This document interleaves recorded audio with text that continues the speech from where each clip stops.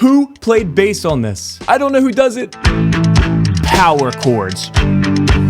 What's up? It's Andrew Freed from Bass Freedom here, and today is a very unique one as we're breaking down While My Guitar Gently Weeps by the Beatles. And if this is your first time here, you should know I'm not just going to be sitting here listening to a track, giving my opinions. I'm a bass teacher. So what this means is I'm going to react to it, break it down, teach it, talk about the music theory, and intensely dive into the bass line and the song. Are you ready? Let's go. Before we listen, we have to talk about While My Guitar Gently Weeps was written by George Harrison and released by the Beatles in 1968 on the legendary White Album. It even had a rare guest guitarist, Eric Clapton, on this tune. But what about the bass? Who played on this? There are so many freaking sources out there that say something different. I'm gonna show you what I've heard, and I want you to let me know what you think below. If you do a simple Wikipedia or Google search, it will say McCartney played, adding a second bass part played on his Fender Jazz bass rather than either of his Hofner or Rickenbacker models. I saw the son of legendary producer George Martin say in a 2018 interview with NPR, John played the bass, which is a 6-string bass. Interesting because they often played this Fender 6 bass, which is really a guitar, but it's tuned down like an octave, and George and John played it all the time. But then Paul made it seem like on McCartney 321 on Hulu that it was him. I've even heard Harrison wrote the bass part, but then Paul played it. Maybe George came up with the line and all Paul did was double it. That can make sense, as an interview from George Harrison in 1987 said, "When we laid that track down, I sang it with the acoustic guitar, Paul on piano, and Eric and Ringo. That's how we laid the track down, and then later Paul overdubbed the bass on it." The Revolver remix book said it was Paul. So who came up with it? It's a mystery. Either way, you'll see it's incredible, whoever wrote it. Now it's time to dive into the tune. We won't listen to just the basic studio track. I have access to the stems, which means I have the isolated track to each of the instruments. Therefore, I can hone in on the isolated bass track. I can boost the volume, which is incredible. Let's look at the bass boosted along with the drum track and the guitar track. So aggressive, right? It doesn't even sound like a bass almost. But great tone.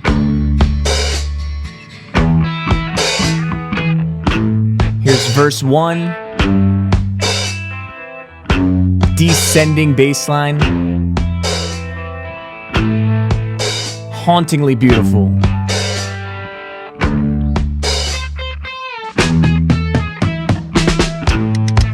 Oh, I love those drums.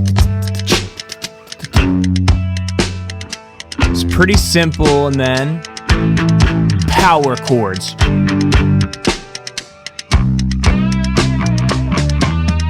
Chorus. Turns major. Listen to those slides.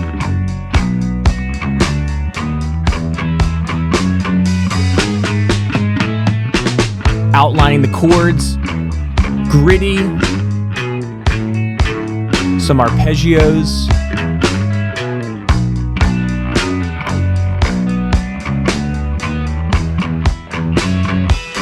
back to minor, chords, oh, so crunchy. Still my guitar.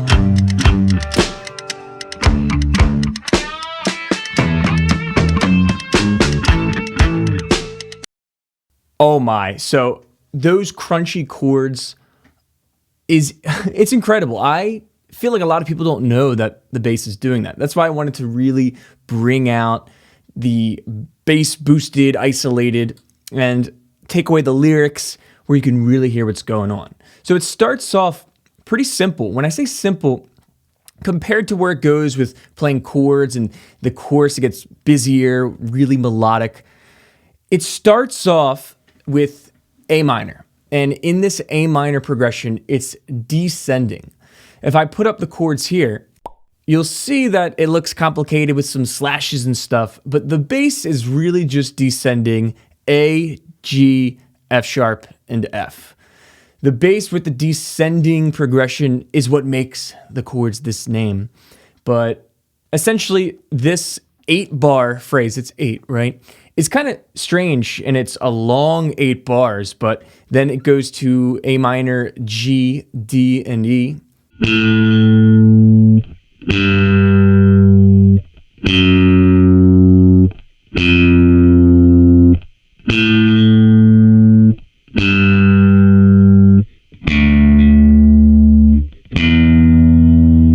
So we got some great tone, but a simple descending bass line. It gets real cool once the power chords come in. Power chords are simply the root note and the perfect fifth played together. They're called power chords because it has a really powerful sound. It's very common on the guitar, and it just creates a heavier vibe. Digging in with the pick, that leads us to the chorus. Do me a favor, give this a like, subscribe if you want to see some more content. I appreciate you. The cool thing about the chorus is it's a key change. We're in A minor, but then it goes to A major, which is the parallel key. So this minor to major sound is not dramatic, but obvious. There's this clear shift, but we're not like going anywhere completely new. It stays in A, just from minor to major. This progression, if you look here, is a diatonic progression essentially, but this is where whoever's playing on it really gets a chance to shine. I can hear these obvious slides going on. And with these slides, I feel like you could probably traditionally play this in like one area, but because of the slides, it makes it more difficult, but it adds more character, texture to it. This is why I think it could be Paul. It sounds like Paul in the chorus to me, just for the sake of the little things. Like, he's melodic and he's obviously the best bass player of the three, and I just love what he does here.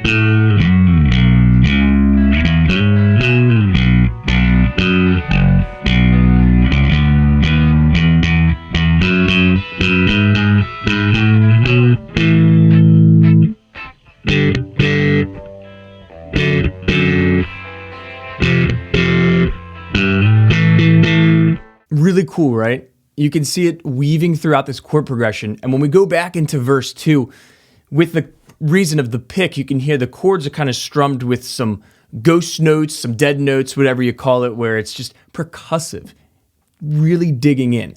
Originally, George is actually doubling Paul's bass line. Wait, I said Paul. I don't know who does it. Originally, though, George is doubling the bass line. So I'm just showing you kind of isolation, bass boosted, but if you listen to the original track, you will hear this bass line, the melodic bass line, with a guitar doubling it.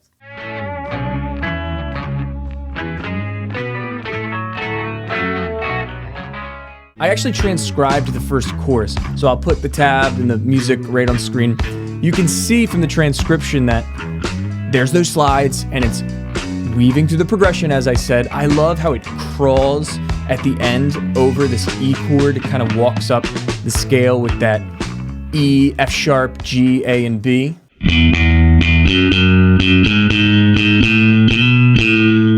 But that's the Beatles for you. When you look at this, there's nothing crazy. Like, no one's going to be like, oh my God, this bass line is so freaking good just from looking at this transcription.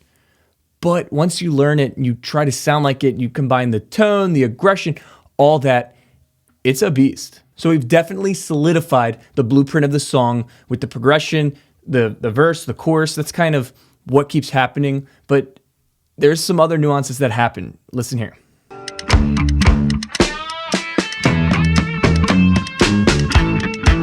Verse 2, chords, crunchy.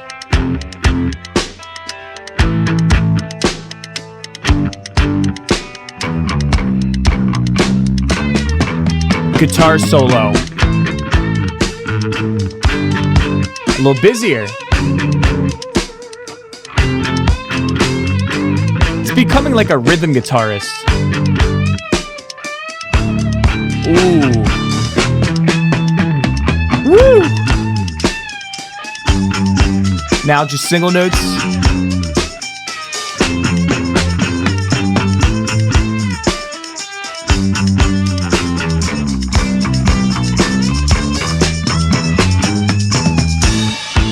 Back to the chorus. Man, that guitar solo is one of the most iconic ones of all time, Eric Clapton, but the bass really picks it up there. I love how some of the power chords sometimes are just straight rock, and then some of them are this like crunchy palm mute.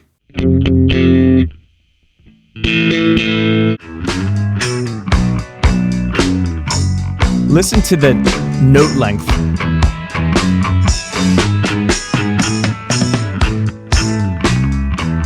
There's such a combo of staccato notes and smooth notes.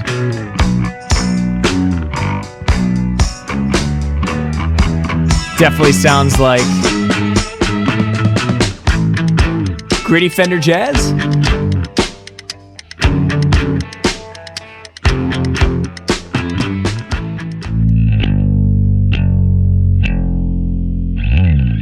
It never once drops down to that lower octave. So that's why a lot of people are like thinking, is this tracked on the Fender Bass 6? Who did this? Are you a musician or a bassist and kind of confused with all the chords? If you're a bass player, then you need Bass Freedom. Bass Freedom is the ultimate way to level up your skills with one of the most comprehensive curriculum style learning paths that I call step by step. It's broken from level 1 all the way up to level 11, and it's a massive course that's waiting for you. You can try it out for a next to nothing price, see if Bass Freedom's your vibe, and it'll definitely help you become a better bassist. Let's keep going.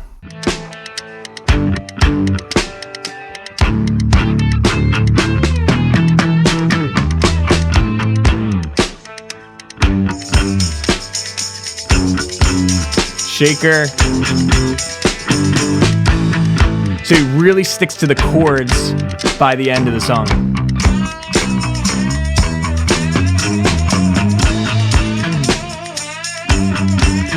Listen to that. This is my favorite part. Oh my God. Woo-hoo-hoo!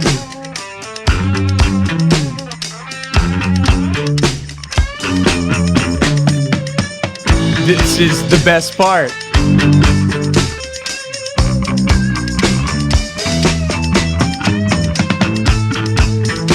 All right, I need to show you what's going on there.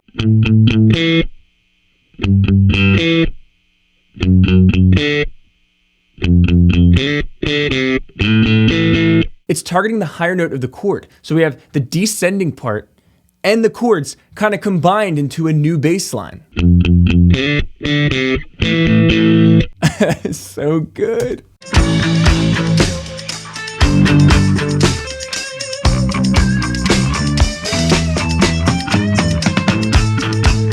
Oh. Top note.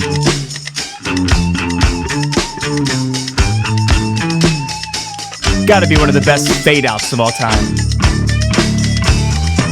Power.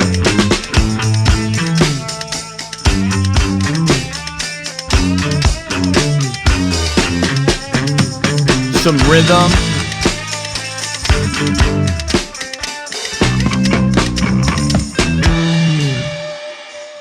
That outro, this song, you can see why it's such a legendary bass line. Between the tone, between the aggression, between the chords, between the melodic chorus, the interplay between rhythm and combining it all. It's a story.